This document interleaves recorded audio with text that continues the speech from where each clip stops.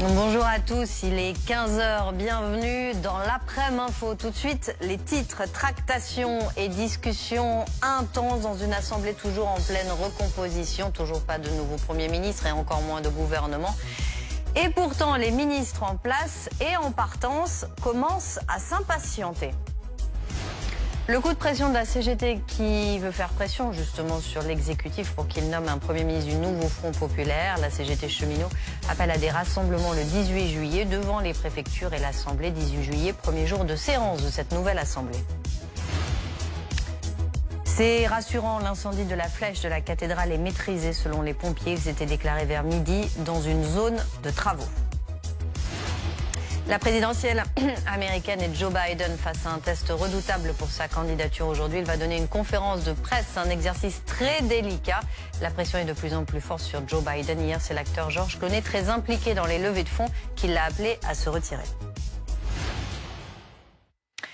4 jours après le second tour à l'Assemblée nationale, les tractations se poursuivent à l'Assemblée, à gauche comme à droite. Pour le moment, le Parti socialiste refuse de se désolidariser de la France insoumise, qui est rejetée par le camp présidentiel comme par la droite. On vous retrouve sur place, Anne Sora-Dubois. Anne, une Assemblée en pleine recomposition qui cherche toujours sa coalition. Bonjour.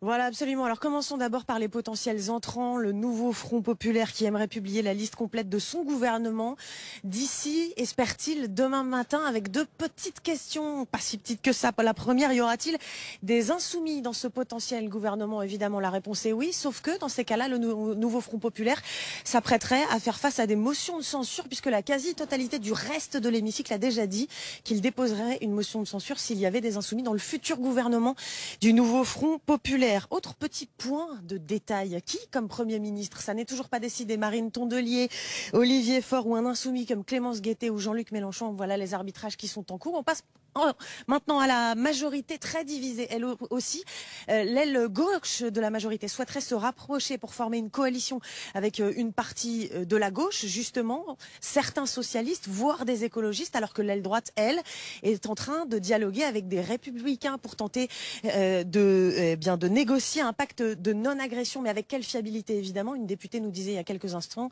on a déjà vu la fiabilité des républicains lors de la dernière réforme des retraites. Voilà pour les tractations en cours.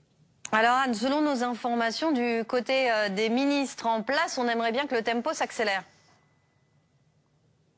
Exaspération de certains ministres qu'ils nous laissent partir. Voilà comment on pourrait résumer effectivement cette grogne qui monte au sein du gouvernement. Certains sont dans des situations particulières, d'autant plus parce que d'ici le 17, il va y avoir les votes pour les postes clés de l'Assemblée nationale. Ils sont ministres, ils sont aussi députés depuis dimanche dernier. Ils ne peuvent pas cumuler les deux et donc ils voudraient pas rater certains postes clés, se présenter ou tout simplement voter par exemple pour la présidence de l'Assemblée nationale. On est nombreux à faire pression pour que le président nous libère. On n'est plus légitime, on n'a plus de majorité, il faut que ça s'arrête, nous dit un ministre. Certains assurent déjà que dimanche, pour les cérémonies du 14 juillet, ils ne viendront pas en tribune. L'un nous dit: je ne serai pas sur la tribune ministérielle, c'est ridicule. Quel message on enverrait aux Français si on donne l'impression de tordre l'élection? Ce sera politiquement dévastateur. Gabriel Attal a promis de tenir son gouvernement jusqu'au 17 juillet. Ensuite, on verra. La décision est entre les mains du président. Constitutionnellement, il n'a aucune obligation d'aller vite. Il n'y a aucune date qui lui a été fixée.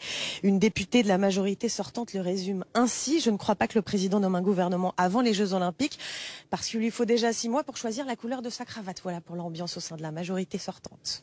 Merci beaucoup Anne Sora-Dubois en direct de l'Assemblée. On en parle avec Arnaud Benedetti. Bonjour, professeur associé à la Sorbonne, rédacteur en chef de la revue politique et parlementaire. Quand on entend tout ça, on a du mal à voir ce qui pourrait en émerger. C'est-à-dire, si on fait le point, le Parti socialiste pour le moment refuse de renier LFI, le reste refuse de voir des LFI au gouvernement. Quelle solution ?